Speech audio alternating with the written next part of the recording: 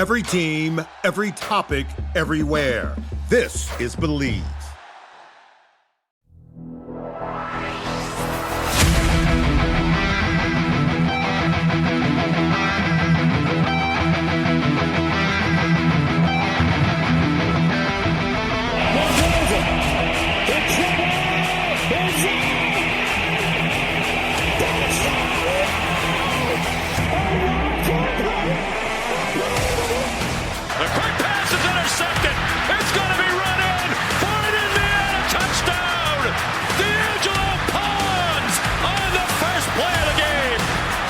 Got to get to the 8. He's going to take off and run. Mendoza weaves his way first and goes diving toward the end zone. Touchdown! Beck steps up, delivers downfield, intercepted! Jamari Sharp makes the pick that will clinch Indiana's first national championship.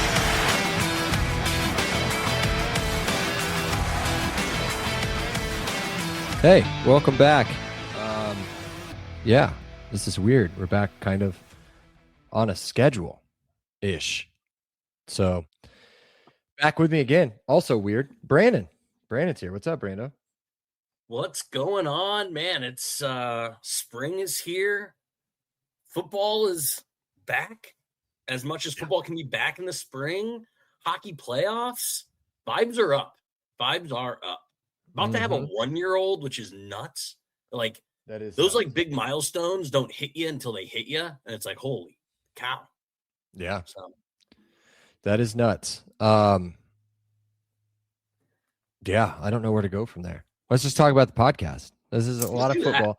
You're right. You know, you are sitting there thinking, there's not very much when there's not sports is when there's not football. Like, that's about it. Like, you're going to hear about football a little bit through May, a little bit through June. Or is June when we get that week or so where there's like no sports, right? Nothing. There's nothing. Yeah. And it's bad. It's the worst. It's like MLB All-Star break is, or there might be WNBA, so we shouldn't be insensitive. Inclusive. We should be inclusive. Yes. But yeah. But if we are, maybe the Outkick network would pick us up.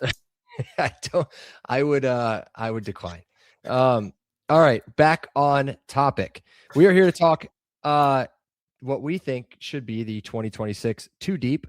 And if you don't speak that kind of football language, basically a depth chart, but two people-ish. And it's the April edition. So a lot of things could change between now and then. Fingers crossed, nothing does, unless it's an addition of some sort. But we'll see how that goes. So do a quick rundown. Again, it's kind of our spring thing that we're doing now. The intro is hot fire, I think. I mean, there's days where I will just pull up our podcast and listen to just the intro and then turn it off. And if you guys like it or you hate it, whatever, just let us know on Twitter, because that just goes straight to Seth. There'll be sometimes I'll turn on my podcast or our podcast. I'll hear my voice and then I'll just turn it right off. Just turn it off immediately. Yep. Spring practice updates. We'll give you whatever we can. There's not a ton of like media availability outside of, I think, 2 weeks ago. But there's snippets from press conferences and stuff like that. We'll talk some Too Deep. We'll do some randos, and then we'll get out of here. So I don't think it'll be nearly as long as it was last week, but we'll see. You never know. But I am on the pod, so you don't know. He is on the pod. He is on the pod. No Seth, right. though. No Seth. No Seth. He's oddly busy on a Tuesday. So let's hop to it. Scrimmage notes, or just general spring practice notes.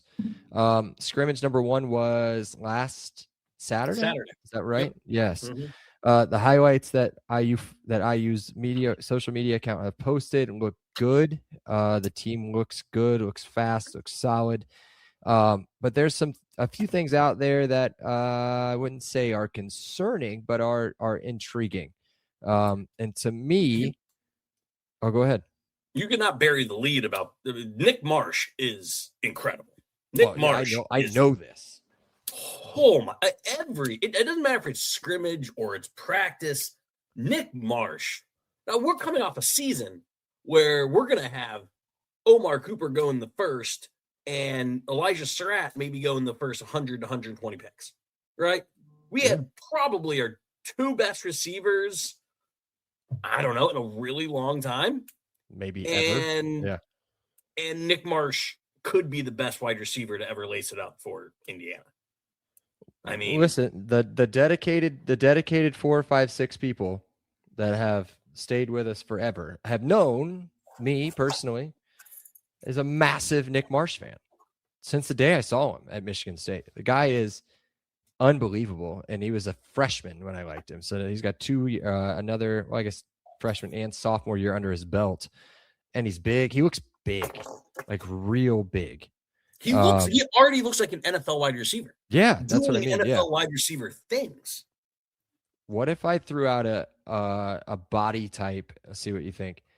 AJ Brown? Yes. Okay. That's what I was getting. Especially in that clip where he had his hands extended, hand catch it in the back of the end zone. Yep. That stuff AJ Brown does. Yep. He's a stud, man. And I can't wait to see how it translates when the games matter. And that is not one of the notes that I had because to me, not surprised. One of the surprises I would say is that we have a position battle. Now, I don't know if we want to save this for the two deep, but it's in the cornerback area of the field. How do you feel about bring it up now because they're both in the two deep. Like bring it like there's no need to not cover it now. I mean, this is from the coach's mouth. Yes. So I would say one side of the field I would bet money on is locked up. And that being Jamari Sharp. The other side of the field, which I think in the offseason, everybody would have thought was locked up with AJ Harris, but it sounds like Rylan Gandy's given him a run for his money. What are you hearing with that? So when we sat here last year, we all knew Pons has it locked up. And the debate was Sharp or Gandy. Gandy started for Pitt. Now, his numbers weren't very good because Pitt's defense was dog poo-poo, but Gandy is a 10, 12, 15 game Power 4 conference starter. Like Gandy is real, and he has the benefit of playing in the system already. I think pound for pound, AJ Harris is probably better, but again, what do we know about this coaching staff is that they have a system and they play to the system. And Gandy has an entire year plus in that system. Now, gun to head, I still think AJ Harris wins it out. But again, if your third corner, again, this is getting ahead into the two deep. If your third corner is a guy who has started double-digit games in a Power 4 conference, you have good depth. I mean, that's what championship depth looks like. Yeah, and in 2024 when he started for Pitt, I mean, not a ton of stats other than tackles. 40 total tackles on the season. Last year he had 11 with IU in the limited time that he played. But a solid transfer last year, as you said, had a year under his belt in the system. I don't know, man. AJ Harris 2 years ago was rated like the top corner in the conference, or one of the top corners in the conference. Last year, nobody threw at him, so you're not going to have stats. And then this year, you would have thought he's a shoe-in, maybe for CB1, if not for CB2. And it sounds like we've got a good problem to have. So that's going to be a reoccurring thing as we go over this two deep. Oh, it's ridiculous. The two deep was one of the easiest two deeps I've ever had to put together, and I was sad for some of the people I put underneath the starter, like sad, because they're very good. I was sad for some of the people that got left off. I mean, props to the coaching to keep these guys around, because we're in the portal area. I'm like, well, that guy isn't on the two deep. Well, that guy was super high rated out of high school. He's not on the two deep. Like, again, that's championship depth. It is. It's amazing the difference if you go back 3 years ago and look at the team and then how it looks now. But Let's transition a little bit. You said, major high school recruits, right? There's one that's back on the team in Tyler Cherry. And from what I am understanding, he's been very impressive. And he got some run with the ones the other day. Sig sat Wilson and Hoover and was impressed with Tyler Cherry. You hearing anything on that? I know we'll talk too deep here in a minute, and I may or may not have him in it. I don't hear anything more than what I've seen on Twitter and what I've read. On 24/7 Pigs, go pay your $10. And it's all sunshine and rainbows, right? With a cherry on top. Nice. See what I did there? Then the article that just came out, I don't know if it was Indy Star or Herald Times, but like allegedly, like they can't get Josh Hoover off the practice field. So good. So what and it literally Charlie Becker said, this guy's going to throw until his arm falls off. It's a direct quote from Charlie Becker. And, so was it more Sig being like, dude, you need to like rest, like stop? Or was it Cherry actually standing out? Or most likely was it both? Was it a veteran rest day and let's see what this guy's got? So it's hard not to be excited with the entire quarterback room right now. Because I mean, the vibes just seem immaculate. And then this isn't where you wanted to go, but we already have a really good quarterback signed, Jamison Purcell. Mm-hmm. We're chasing a former Lane Kiffin commit at Ole Miss. And I think, based on everything I've read, we could be having 2 4-star quarterback commits. I mean, what?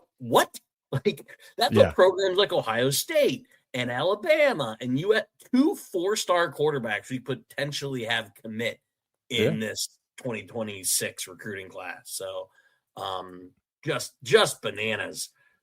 Just what the entire vibes of that quarterback room. And we got to think the Curtis Rourke's of the world, right?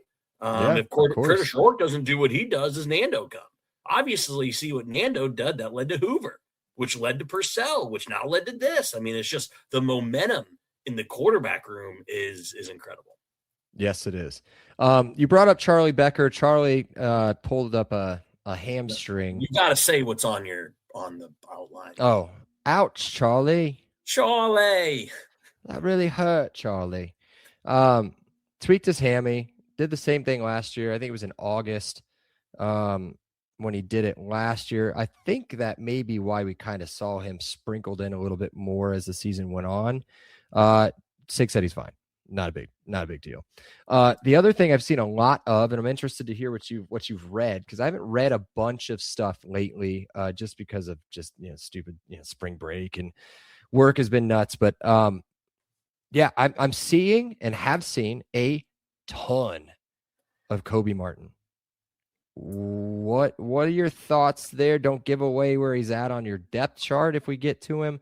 But are you seeing what I'm seeing? Are you seeing maybe a 1A, 1B situation with him and Turbo, or are you seeing something different? So yeah, I'm seeing the same thing you're seeing, but I saw Spartan football fans, Michigan State Spartan football fans, seeing highlights of Kobe Martin and Turbo Richard, and Michigan State fans. I don't know what this is, so this must be young kids speak. Indiana's going to be so mud. Those guys are cooked. Look who they're showing on the highlight reel. And I was like, it's Turbo Richard looking like a tank, and it's Kobe Martin juking perfectly horizontal. I was like, those clips look incredible. You morons do not know ball at all. The dude. So that exactly right. So you go and you look at, I was going to pull up his stats because I thought you'd go a little bit longer, but Kobe Martin ran consecutively for 100-yard games where he's only playing second half. Like in one of those games, Indiana State, right? You give him that one. The other game, 12 carries, 107 yards. That's 8.9 average, 2 touchdowns with a long of 31 against Illinois. He also ran for 6.7 yards per carry against those Michigan State Spartans, and also ran for 80 yards and a touchdown against Maryland. I mean, the guy is all he does is put up numbers. He averaged 6.5 yards a carry last year. And did you, again, if we're going to press conferences, did you hear Sig's little dig at TCU? I didn't. I did not hear that. I heard something about the coach, but I didn't really hear it. It first started with Sonny Dykes, head coach of TCU, was like, well, hopefully our offense doesn't have as many turnovers this year. Our offense was prone to turnovers last year. Oh, he straight up said Josh, I think, in the quote, right? I didn't think he said Josh. That. Okay, I'll have to look it up. I didn't think he said that. But regardless, he made either a direct dig or an indirect dig at Josh Hoover, to which Sig came back and said, Sig is the one that said Josh is going to have a little bit better of a run game than an offensive line than he's ever had in his football career. That's great. I've got the quote. You ready? Yeah. Quote, numbers are numbers and stats are stats. You look for us. I think Josh started 31 games here at quarterback, and he turned the ball over 42 times in those 31 starts. End quote. So he did directly call out Josh Hoover. Why are you talking about a former player? Why are you talking about him? That's the part that's like, just get over it, you fat old man. I think he's fat. I don't know. I saw the quote and I just stopped watching it. Do you have anything else you want to add spring practice wise, notes, anything you're seeing, any momentum from certain players? Early Brando Rando. Let's get that. That's it. Do you like because everyone else is seemingly done with spring football. Do you like the late schedule? I do. I personally do. Yeah, I don't care, I guess. Yeah. I don't mean that to sound mean. It's just like I'm not paying attention to anybody else's schedule. So because like Purdue's done, Ohio, like all these, most of the programs are done. Here's why I like it, and it has nothing to do with football. Is those are big recruiting weekends and weekdays, and it's beautiful out. It's the spring game is going to be in late April in Bloomington. Mm-hmm. Tell me that isn't a plus opportunity for recruits. So, because in my opinion, spring ball's not for starters; it's for early enrollees and recruiting, right? So yeah, I love the late start. And then the other Brando Rando is, do you like that they're doing the spring game during the draft? I made a joke when Fernando announced that he's not going to the draft, that he was going to go to the spring game. But I'm indifferent because I think everybody that listens to this knows I'm not really a spring game guy. I've been to a handful of them, and not once did I leave going, oh, that was informative. Other than the time I saw Daniel Ndukwe as a true freshman, I thought he was going to be a beast, and he's going to be. But not really. I mean, I don't know. I haven't figured out if I'm going to go or not. I doubt it. But yeah, I don't know. I mean, I'm assuming it'll be on TV. I don't know if we get a major network to do it, since we're not on ESPN anymore, but traditionally Big Ten Network would do something. Last year, it showed anything. It is going to be on Big Ten Network. 100% going to be on Big Ten Network. Yeah. Want to know why I freaking love it? Tell me. We're going to have 2 to 3 guys drafted. Yes. And that's going to be on the big again. That's going to put up on the big screen. You're right. Recruiting. Yep. You know how many recruits are going to be at the spring game? A ton of recruits are going to be on the spring game, and it's going to go Nando going number 1. It's going to be Cooper going top 20. Probably later than that, everyone's gone. But again, this is all about creating momentum within the program. I think it's another genius. We've talked about how smart the Indiana football PR and marketing teams are. I think this is another home run choice. Yeah. I'm just not, I don't know that whole thing, just because you were like, they're going to show the draft picks on the big screen or something. I'm assuming they'll announce it somehow. that might get me to go just for that, just so I can be there. And plus, that's going to be the most attended spring game obviously in the history of the program. I mean, look how many people showed up for the celebration in the worst weather. Yeah, the worst weather too, like negative degrees plus wind chill. And it doesn't even matter if you don't see it live. They're going to put the video of it being on the big board on Instagram, on Twitter, out to direct emails to and DMs to recruits. Like, the opportunity of having the spring game in the background with the picks going up on the board is just marketing and social media 101. Like, it's 401, because that's how freaking advanced and smart it is. I love it. All right. Well, we're 20 minutes in and we haven't touched the 2 deep. Not yet. But that's the whole thing. I don't think this is going to be much of a discussion outside of maybe some backups. I haven't seen your 2 deep. I don't know what your 2 deep looks like, but let's get started. We'll go offense, defense, work your way through the depth chart, quarterback through center. Well, it's usually not that way, but we'll go quarterback through center on offense, defensive end through safeties on defense. But we'll start at quarterback. Obviously, Josh Hoover, number 1. Who do you have backing him up? I think that this has turned into what was a shoe-in, I think, for a backup, maybe into at least a discussion. So yeah, I mean, we saw Grant Wilson was on the roster last year. He is a film room and a veteran presence to help the quarterback on the sidelines. He is not a guy that is going to even see mop-up time, right? So for me, I think he saw a little bit against Indiana State, but maybe like one drive, I think. So it is Tyler Cherry. There is, I mean, there's the Bell kid, but again, I mean, he's redshirt freshman at this point, I think. Yeah, Jacob Bell. He's a redshirt freshman. Bell. Yeah, Jacob Bell. So it's between Jacob Bell and Tyler Cherry, and it's Tyler Cherry, and he's looked good, right? He's looked really good. And how beneficial were those games for Alberta last year? I'm really excited to see what Tyler can do in his opportunity.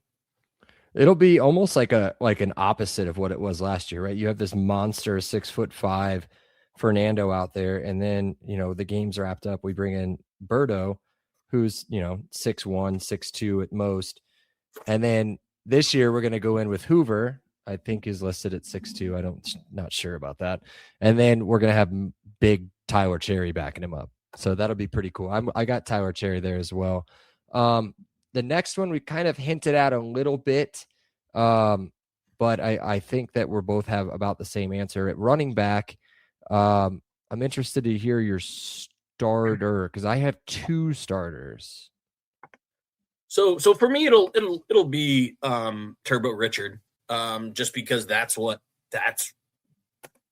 how it has been. I mean, you go back from Justice Ellison to Roman Hemby to now Turbo Richard. I think there's enough sample size to know that it's going to be Turbo.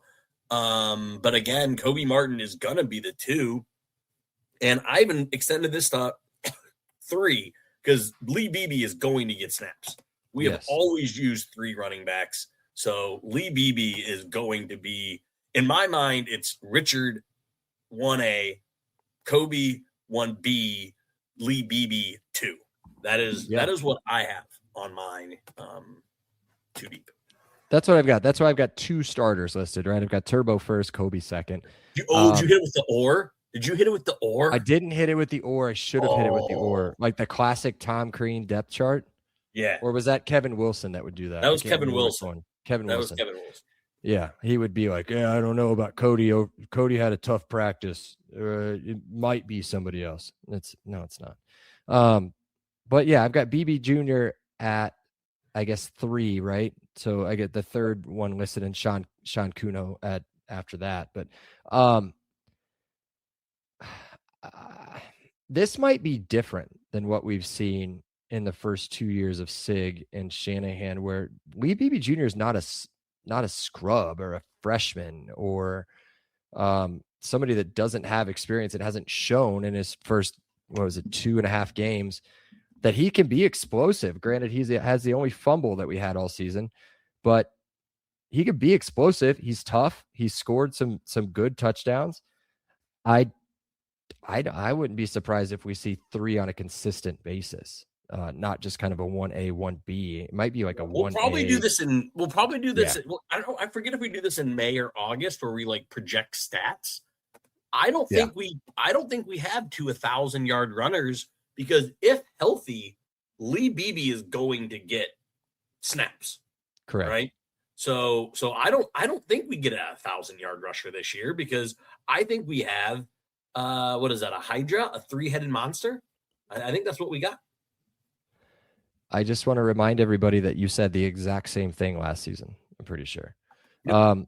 We had 2 of them. All right. Now, granted, we played 16 games, so that helps, but we did have 2. All right. Wide receiver. This will be a fun one. I went 3 starters, obviously XYZ, yep. And then a backup for each one. So I'll go here and I'll run through my starters, which I think will be the same as yours. We can just say them together, right? Nick Marsh, Charlie Becker, Tyler Morris. Bing, correct? Bong, ding. Okay. Now, here's my backups, and this might be interesting. I may have left somebody off. I guess I didn't even check for this. I just flew through it. I got Shaz backing up Nick Marsh. Yep. Shaz Preston, the Tulane transfer, the Alabama to Tulane transfer. Davion Chandler backing up Charlie Becker. LeBron Bond. 5 for 5, brother. LeBron Bond behind Tyler Morris. Yes. Okay. 6 for 6. There we go. Now, my question is, does freshman LeVar Keys see some time? I didn't think we'd see Davion Chandler at all last season. I think either LeVar Keys or Cortez Rupert, 2 absolute burners. I think one of those 2 end up getting some run, but yeah, I mean they're in maybe the 3 deep. But yeah, I think those 6 have separated themselves as the guys. And so maybe because without seeing them play, I don't want to say this as an insult, but maybe the weakest position on offense is the tight end room.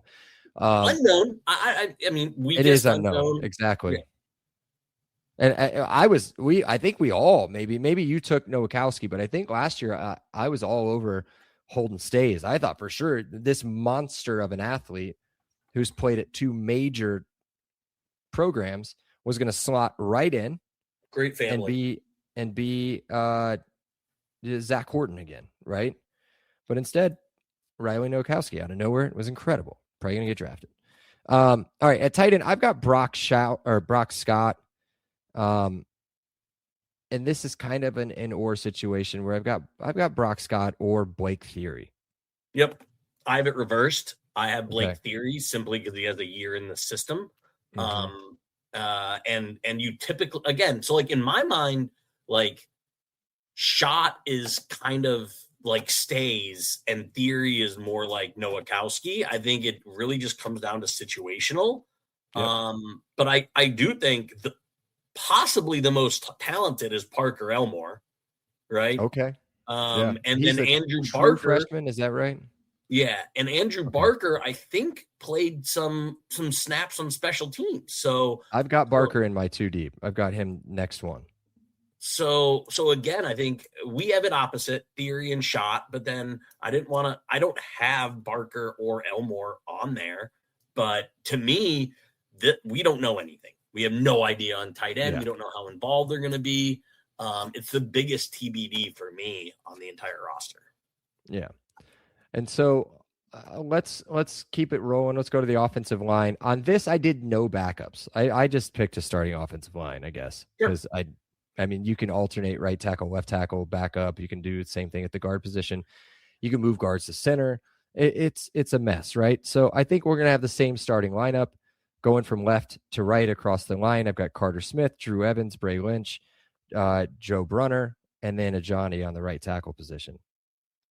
Is that what you've got? So Brunner, just flip your guards. Okay. Right? They've got Evans at right side and Brunner on the left side. Okay. Yeah, which I think makes possibly the best left side in the entire country. It's incredible. Yeah. If that's what they do. Yes. Okay. And do you want to talk any depth pieces there? Because I mean, Yep. there's I will pieces. give the Matt Go ahead. Weaver, or no, not Weaver. Who's the other guy under him? Jacob Kelly? Yeah, Kelly. I can't remember his first name, but last name is Chad definitely Kelly. Kelly. Yep, Chad Kelly. Anyway, so the three guys. No, Jared Kelly. Jared Kelly. You're right. Sorry, Jared. Chad Kelly was like the shit basketball player at Ole Miss, I think. So he named out Austin Liebfried. Okay. And Baylor Wilkin. Ooh, Baylor Wilkin. I like Baylor Wilkin. Who were getting run with the ones when veterans were sitting out.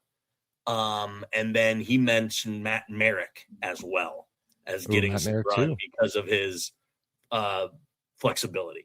So I think, again, this is just how dang good this team is. It's like the eighth lineman is what's up for grabs. I think the top 7 are the starters you laid out, Liebfried and Wilkin. They literally they went with the ones. So who is that 8th, right? Does Merrick, does again, I don't think you'll see any true freshmen.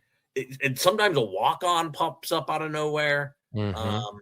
So again, we're talking about tight ends and 8 linemen as and 7th wide receivers. That's how good this roster is. Like, yes, that's the positions up for battle. I think the defense is a little bit more interesting. Yeah, I feel at like least at the 2 deep position. Yeah, our offense is set. Yes, I do think at the 2 deep position that this is going to be the interesting part of the podcast, I guess, as far as this part goes. Yeah. On the defensive side, I think the starters and outside of the cornerback position, which we talked about, in my opinion, I think the starters are locked. But I think that they can also alternate a little bit. But I would be sad if one of those interior defensive linemen doesn't start. But back to real quick, Baylor Wilkin. If you're an offensive lineman nerd, this kid he's going to be a stud if he sticks with the program. Is redshirt freshman, interior offensive lineman. He's going to be a stud. I heard good things about him last season. I've actually talked to some guys that coached him in high school. It was just random dude I was hanging out with, or hanging out around, I guess, a friend of a friend. Was talking about him and talking about his work ethic and how excited he is to be there and all that other stuff. Yes. Kid. Yep. All right, let's hop ahead.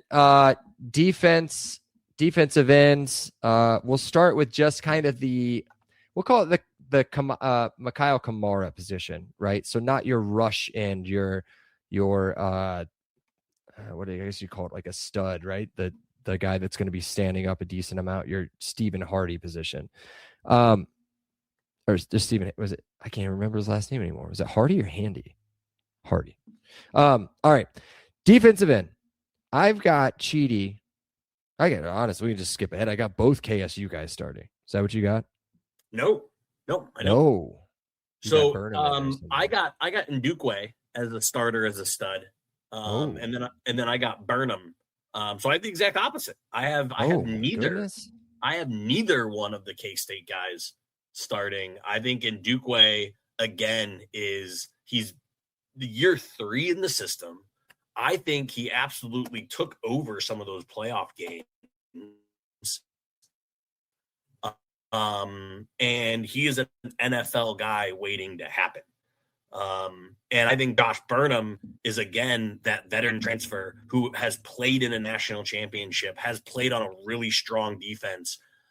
So, again, you got to look at stud versus defensive end, 2 totally different positions. And Ndukwe is not going to play D-end, right? Burnham's not going to play stud. So again, I have Ndukwe and Burnham as my 2 starters. And then Cheedy as the defensive end and Toby as the stud. Osensami. Yeah.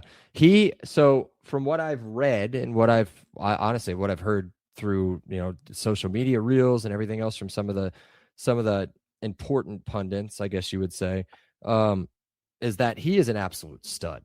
Like Toby Osensami is an absolute, like, NFL talent, incredible player. Now his problem is he's had some injuries and he's had a history of injuries, and that is where having somebody that is maybe on his level, if not, could possibly be better. And Daniel Ndukwe right behind him is going to be interesting. Again, there's no wrong answer here, in my opinion. I would be fine with Burnham and Ndukwe. I'd be fine with both KSU transfers. So again, if we want to find what's interesting, is who is the third guy? And I got two guys for the stud. It's either going to be Quentin Clark. Yep. Or Tristan Abram from St. Louis. I love Tristan Abram. Yeah. One of those two are going to get time, right? Just because that defense rolls out so many dudes. Mm-hmm. So it's going to be, because both of them play the stud position. I would probably lean Tristan Abram. But we both loved Quentin Clark out of high school. And they switched his position. I mean, they moved him from linebacker to defensive end this season. Or maybe, I don't know if they did it last season, but maybe this season for sure. It'll be interesting to see how they use him because, I think both of those players are going to see the field. I think you're right on that. Yep. And then Tyrone Burris is probably Burris. Yep. Defensive tackle, again, absolutely, at least in the first three, is just rock solid. All-American Tyreek Tucker. You've got Mario Andino, and then I'm assuming those are your starters. Yes. Okay, and then you've got Joe Hageli. Yep. Hagel, whatever you want to say, or Jelly, I think the H is probably silent. I think it is silent, so it's like Gel. We'll go with that because he's a bigger dude. I don't want to call him Jelly. It makes me feel bad. Yeah, the Tulsa transfer. But there again, it's the fourth guy here that I think is the most interesting. And which one are you going? Because I've got two listed. I only have one, and it's Kyler Garcia because we've heard the coach call him out before for having good practices. So I'm super excited about Kyler Garcia, and think he has a chance to for some game run. And the other guy I have listed is in God, I'm sorry for chopping this name up, but it's what would you say, Jervius Hall? Gervais Hall? Yeah. The redshirt fresh, both of them redshirt freshmen, both of them last year recruits out of high school, and they both were very well rated and very big time schools trying to go after him. So Hall's a big boy. Hall is a big dude. Big boy. Mm-hmm. And there's going to be room, right? Tucker's gone after the season. Landino's probably gone. Probably. Okay. And so then you've got a Jelly or Tulsa guy. He's gone. And so then you've got these two guys behind him. They're going to see run. They'll see the field. We saw a lot of people run through defensive tackle until we kind of narrowed it down later in the season, but you'll see a lot of people through there. All right. Linebackers, you've got two automatics in Roe Hardy and Bones Jones. That's not even fun. I went 2. I'm not going 3 linebackers. Did you go 3? I mean, Utz has played enough to where he's gonna get run. He's gonna get. I've got Utz after behind Hardy, and I've got Caden Turner behind Jones. Yes, those are the only 4 that I wrote down. I really want PJ Nelson to get some run. I think PJ Nelson was a good get out of high school. Again, I think he's a Columbus guy. I can't remember off the top of my head. He's a little skinny, I think. If I remember Cincinnati. I knew he was. I knew he was Ohio. But again, he was a big time get. So I hope Nelson can get some non-conference run there, because again, we lose 3 linebackers in the top 4. We lose Jones, we lose Turner, we lose Utz. Right? Yep. We are going to need at least one of those guys, whether that is Nelson or Kamara or Olinger. I think we're going to need to have an underclassman step up. I like the PJ Nelson call. I do. Yeah. 6'1", 219 is what they have him listed on the official site. So, I mean, if that doesn't sound like, man, why can't I think of his name? Walker. First name Walker from last year, 2 years ago. Jalen. Yes, Jalen Walker. I mean, that could be just a freaking prototype. I mean, that's just kind of what you're getting with Roe Hardy too, right? Roe Hardy's a little bit thicker than 219, but Yeah, dude, I think that's a good shout for a freshman or a redshirt freshman to get some run. So the rest of the way I've got through here, I've got rover, I've got corner, which we've kind of already talked about, but we'll go through it again, and then safety, which I think you could again Sharpie all these through, right? Rover might be an interesting battle to watch. You're bringing in a little bit of experience versus an absolute stud, talented player in Byron Baldwin. That's who I have as a starter. I'm assuming you have the same here. Yes. Okay. But Now who do you behind got it, backing him up? Who do you got backing him up? I got Jaquan Sanks behind him, the Cincinnati transfer. Hey, interesting. It's not Who who do I you have behind him? So, I have an interesting name who played a ton on special teams, did not redshirt. He played in so many games, he did not redshirt. That is Garrett Reese.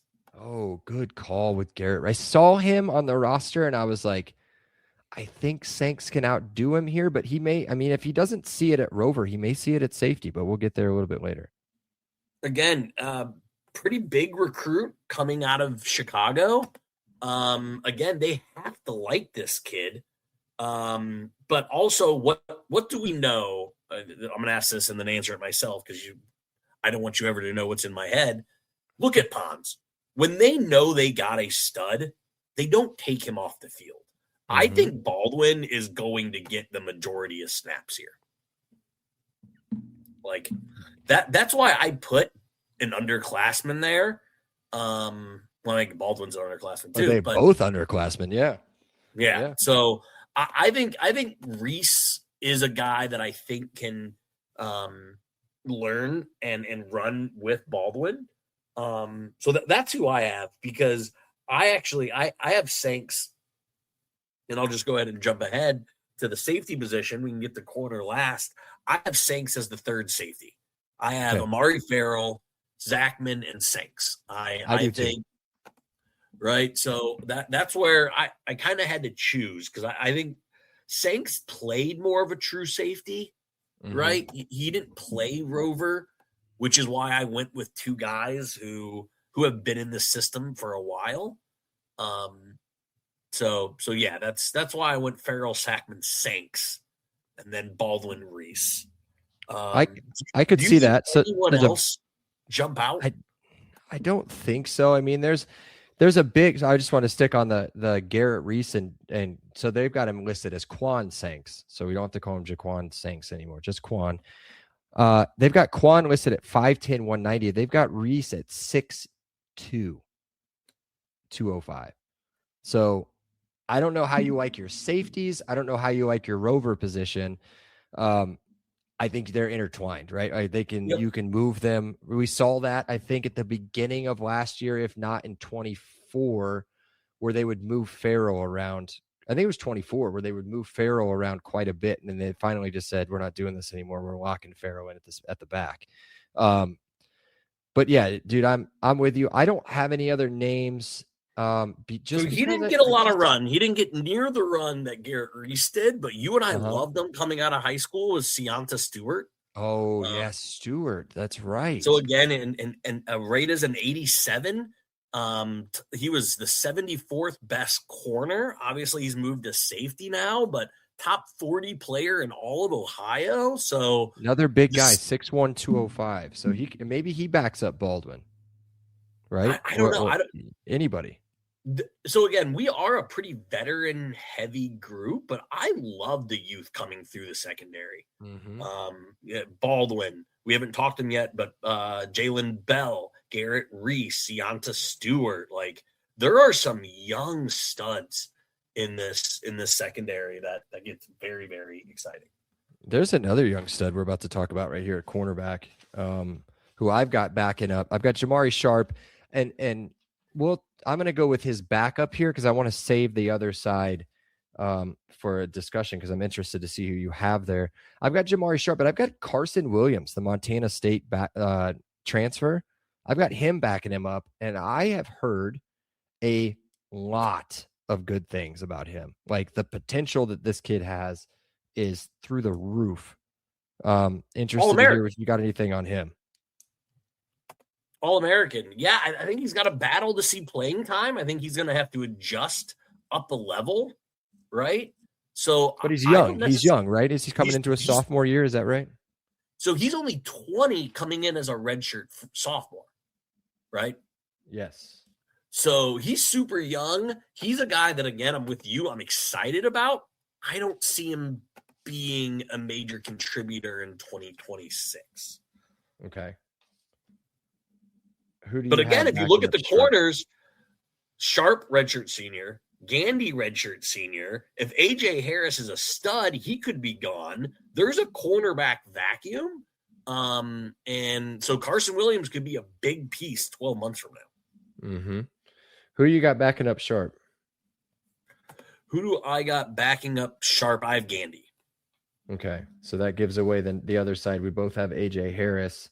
Yes. Starting on the other side. I do too. And again, we talked about it a little bit earlier. I will not be disappointed if the coaches think Gandy's going to beat out somebody like Harris. Not going to be upset. Nope. I think that he's a good player too. Just because you come from Penn State doesn't make you an automatic starter on Indiana. Say that 10 years ago and have nobody laugh at you. All right. Yeah. Safety position. Do you have Jalen Bell? Go ahead. Fourth corner? I have Carson Williams as my fourth corner. So I think you're right Bell with over Bell, Williams. because Bell got run last year. So I think you're right. During actual games, not just in like trash. Like he played as a true freshman, half a dozen snaps a game. They trust this kid. They like this kid. He's in that Pons mold. What do they have him listed as? I'm going to pull him up right now just to see Jalen Bell. Jalen Bell.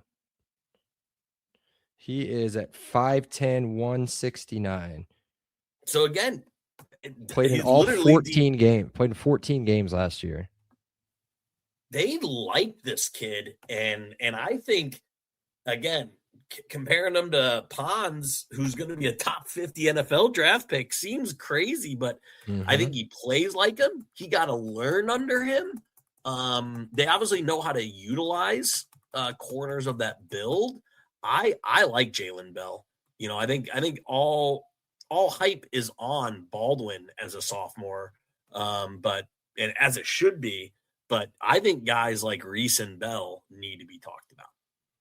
Yeah, and he played. I mean, he played against Kennesaw State, or at least got some stats against Kennesaw State, right? Kennesaw State, Indiana State, Maryland, Purdue, but appeared in 14 games. So the guy's he's been here. That's a great call. I assumed with all the hype around Williams that he would kind of slot in, but I think you're right. I think maybe getting a year under his belt in the system would be massive for him. Let's end with, I guess, a boring part of the segment, safeties. It's Amari Farrell and Preston Zachman, right? Yep. And I've got Sanks. Yeah, I've got Sanks backing up one of them as well. So that's why I kind of just, and I've got Baldwin backing up Zachman. That's where I'm at. But I think you're right with Ciante Stewart. I think you could see him out there. I think you could see anybody. He was my fourth one. He was my fourth. Yeah. I didn't do special teams. I think the kicker's obvious. Kickoff guy we brought in. Punter we brought in. Another, I don't know if he's an Aussie or a Kiwi. I can't remember. But, we're fine there. Not worried about any of that. I got a question. Another middle of the way, Brando Randos. We have 80. We're getting ready to do it. We have 84 on our roster. Do we add another one, or do we do the PR marketing spin of giving a walk-on a scholarship? We have 84. I need Jeff Utzinger to have a scholarship. That's who I need. There we go. But that would be amazing. If he wasn't a friend of the show, I would say that we probably need another linebacker or defensive tackle. But yeah, I would say give it to Utz. I can't remember if they ended up giving him a scholarship or not. I do not believe so. Peaks has him already as a scholarship player. Okay, so I think that was last season. I think they gave him one last season. I think yes, there it is. So yeah, is there a single walk-on that's really that stands out? I'm gonna scream for the mountaintops at a freaking tight end, but I don't think it's gonna happen. What about Jackson Wasserstrom, the wide receiver? He played a lot. Yeah. He would be a good shout for one of those. Other than that, no. I mean, I would like to add some more pieces if linebacker or tight end. I guess linebacker. I would take linebacker. I don't think we see much. You're not going to see as much tight end, I don't think, this season. But I also believe in Scott, or Shot, whatever you want to call him. Yeah. All right, let's go away for just a minute, and then we'll come right back, and then we'll let Brando drop his randos on you, and then we'll get out of here.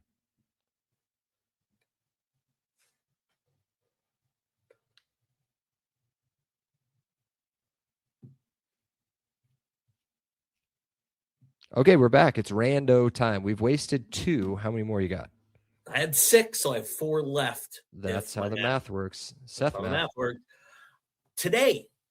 Earlier today, IU ranked 6th in the too early top 25. What do you think? I mean, I'm just going to take a stab. I'm not looking at this at all, right? Notre Dame, Texas, Ohio State. I can't think of another team I would rank ahead of us. Agreed. I think it's way too low.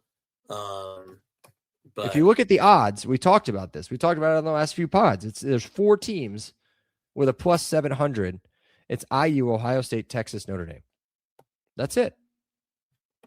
So I don't know how you don't go that way, but it doesn't bother me, man. We talked about it at the end of last season, or at some point last season. The preseason top 25 is a freaking joke, dude. Right? So you're always going to have Michigan. You're always going to have Florida. You're always going to have, whatever. All these teams that never end up being in the top 25 come middle of the season. Look at Kansas State. What was Kansas State? Top 10? And they didn't barely make a bowl if they even did. So, I don't really care. So we got Ohio State, Oregon, Georgia, Notre Dame, Texas. Yeah, I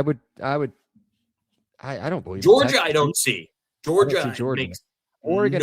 Give me Oregon. Oregon, I think, is at plus 900s. They're like the next team, on DraftKings for futures. But,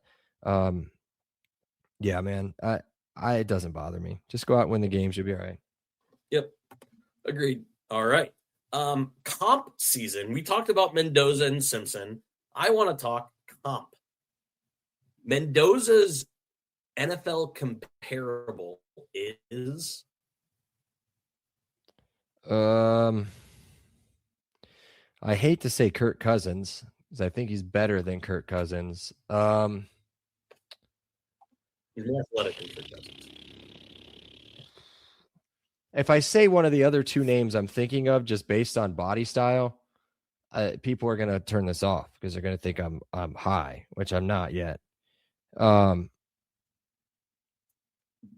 I would almost say, I don't know. I don't want to say it. Give me like. I'll go in because obviously I asked this because I was listening to Colin Cowherd on the way home from the gym, and he is just dead set on Mendoza is Joe Burrow. He's dead set. Okay. I like that. And I can't unsee it now. You hear a lot of Matt Ryan, right? You hear a lot of I could see Matt Ryan. I could see Matt Ryan. You hear the low side is Alex Smith, also a number 1 draft pick in a bad class. I've heard some people say, Andrew Luck. Without the running. Yep. Just the cerebralness, the body size.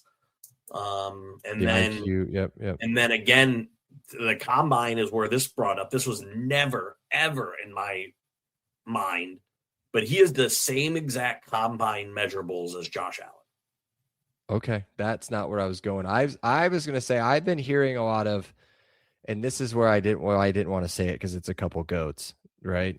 Like, I've been hearing a decent comparison to Peyton and I've been hearing a little bit of his idol and Tom Brady, right? Yep. So just the way that they both, I think it comes down to the way they study the game, the way they kind of nerd out about a lot of this stuff. I mean, they both of them did, and Andrew Luck might even be the best example as far as that goes.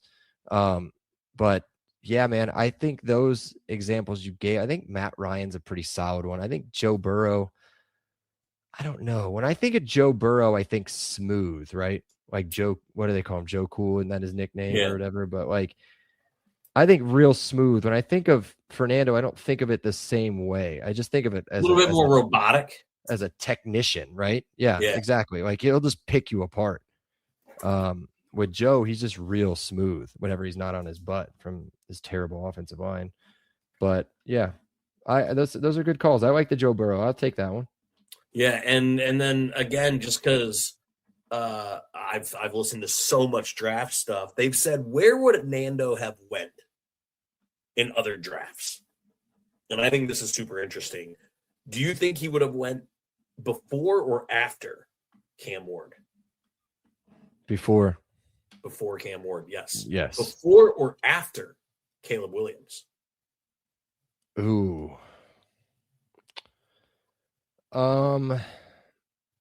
Where did he get picked? Do you know? Top 3, right? Okay. Just to play like, not super homer, I would say maybe after. They said before. Okay. They said the only guys that they would take in the last 10 years Joe Burrow, Andrew Luck. Yes. Do you take Josh Allen over him? As a prospect, no. In retrospect, yes. But as a prospect, no. That was a very criticized draft pick, if I remember right. It was. Because they were just like, we've just seen this with Trey Lance. They were like, we just saw this. Oh, I can't think of another. Yeah, me neither. But again, I think it's fun. I think the point there is Nando isn't just being propped up by a bad class. He's a generational pick. Yes. So we're not going to talk about it, even though I've texted about it a million times. Diana Rossini just resigned from The Athletic as of a few hours ago on April 14th. And from her marriage, or? Well, that wasn't in the article. What would cause you to resign from this podcast?